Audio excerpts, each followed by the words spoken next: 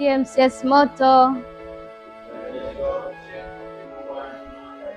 preferential option for the poor and mother else. Mbona mmepoa sana au ndio kawaida ya mainjinia? Ndio kawaida yenu? Okay, basi kwa nafasi ya pekee kabisa ninamshukuru Mwenyezi Mungu kwa ajili yenu na kwa ajili ya muda wenu.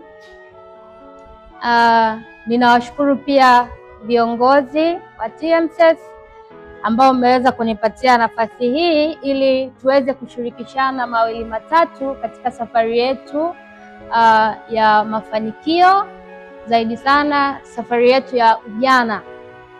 Tunajua ujana una mambo mengi, kwa hiyo ni muhimu sana kujifunza vitu tofauti tofauti ili basi baada ya muda fulani unapotoka kwenye ujana uwe na kitu cha kujivunia kwamba ulikitoa katika ujana wako.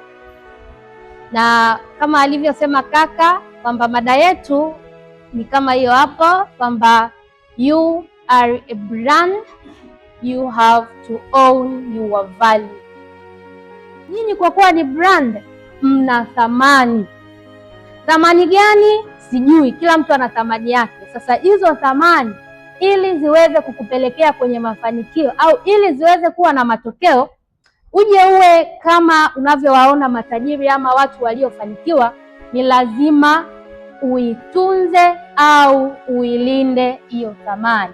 Sasa swali lingine, unaposikia neno brand, ni nini kinakujia akilini? Unaposikia neno brand, yes, you are a brand, ni nini kinakujia akilini kwa haraka haraka? Atakayejibu sasa hivi nitampa zawadi. Ni nini kinakuja akilini kwa haraka haraka? Jaribu. Yes, karibu. Njoo. Rudia kwa sauti. Ni nini?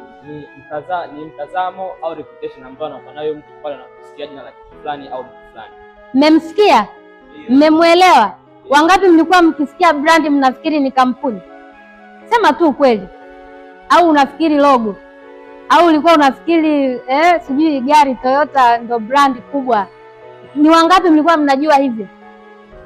Kama alivyosema kaka kwamba brand ni reputation, kwamba brand ni kitu ambacho ni sifa ambayo ikionekana mahali inaweza kujisimamia bila kusemewa na mtu yoyote. Kwa mfano mimi hapa nimeanza kuzungumza sijajitambulisha. Na vipi nikiondoka bila kujitambulisha, mtanikumbuka vipi?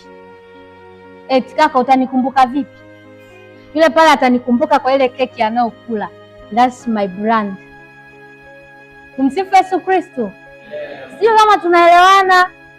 Mambo ni magumu Kuna kale ka clip kana kalitrendi sana, wanafunzi wanasema hatukuja hapa kucheza. Nakajua? Nakajua mambo yakiwa ni magumu inabidi ujiambie kwamba hatukuja hapa kucheza. Tumsifu Yesu Kristo. Kwa tunapozungumzia brand tunamaanisha ni ile identity unayoiacha mahali au identity ulionayo wewe. Vinaweza vikawa vinafanana, lakini Mungu ni wa ajabu sana. Kila mtu ana brand yake, kila mtu ana identity yake. Wote tunaweza kuongea, lakini tunatofautiana katika kuongea. Kuna mmoja akiongea anaongea kwa kubembeleza, kuna mwingine akiongea anaongea kwa kukaripia, kuna mwingine akiongea hashawishi kabisa kuongea, anamumunya maneno, lakini wote mmeongea na wote mna uwezo wa kuongea, ila ule utofauti. Sasa leo ninataka hiyo identity ambayo ikibaki mahali inaweza kujisimamia, ndio sasa tujifunze, tuifahamu, na tukisha ifahamu tuitunze.